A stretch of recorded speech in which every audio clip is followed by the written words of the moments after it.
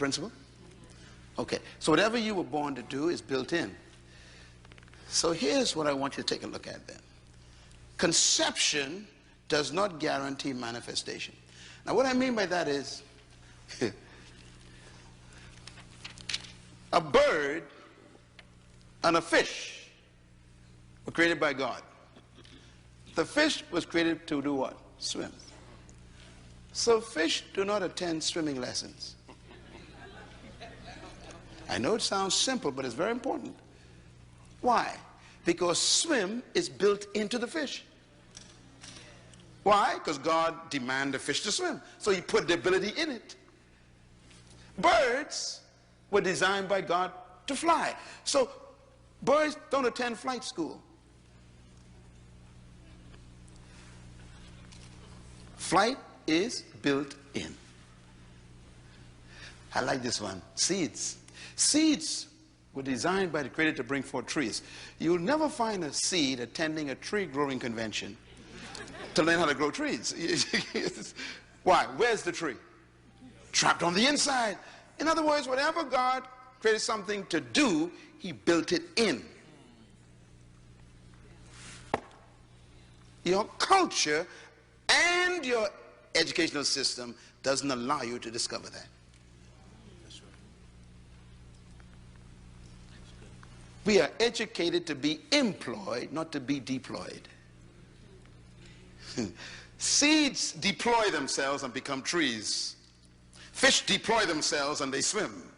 Birds deploy themselves and they fly.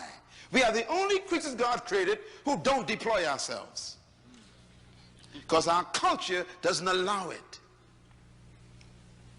You got to get free from the culture. And it's seminars like this that make you begin to have a meeting with yourself and discuss yourself with yourself and say to yourself, self, am I who I really am? You know, here's my conviction. This is why I believe that buried in every human being is a leader, trapped by an erroneous philosophy that you were born to follow. Let us make man to have what? Dominion. To govern, to rule, to lead, control. Which means that somewhere inside of you is a ruler, a controller, a leader, a dominator. Somewhere in there. Because he would not have demanded it if he didn't inject it.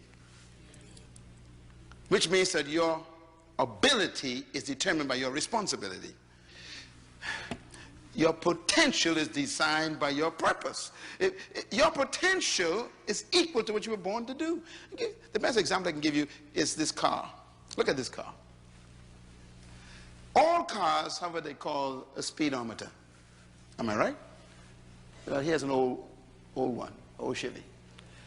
Now, if you look at the numbers have up to 160 miles per hour this car can travel. All of your cars have that kind of registration, sometimes 200, 180. Everybody got that, right? Okay. Now, when you bought the car, that was on the car. You bought the car with it. It was on it, 180 miles per hour. I'm getting ready to go, okay. I'm so excited. Okay, so you bought this car, you brought it home, and the manufacturer says this car can travel 180 miles per hour.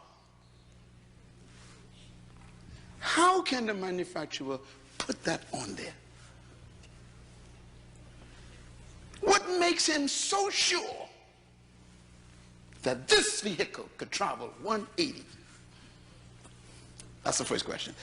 The second question is, have you ever traveled 180 in that car? No. Let me tell you how stupid our philosophy of our countries are.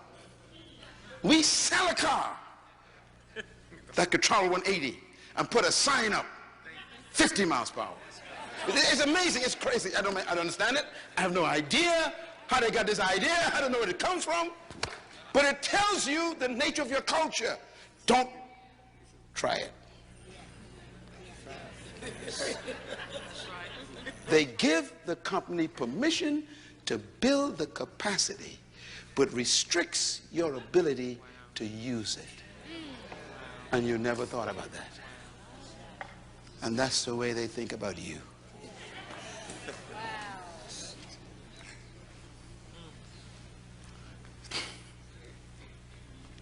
So all your life, you can make 180, but you've been traveling for 50 years at 60 miles per hour. And you think you're living.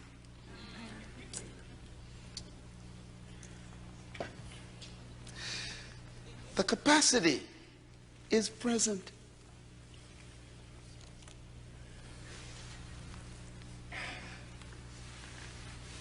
Our culture says you can't go any further. And God says, press the accelerator.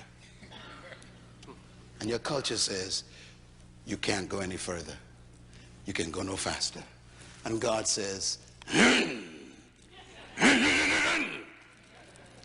your culture says, you can't do that. And God says, let's go. And your culture says, stop. That's as far as you can go.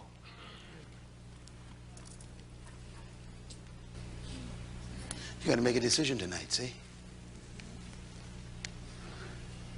You have God's ability. And man puts up the signs.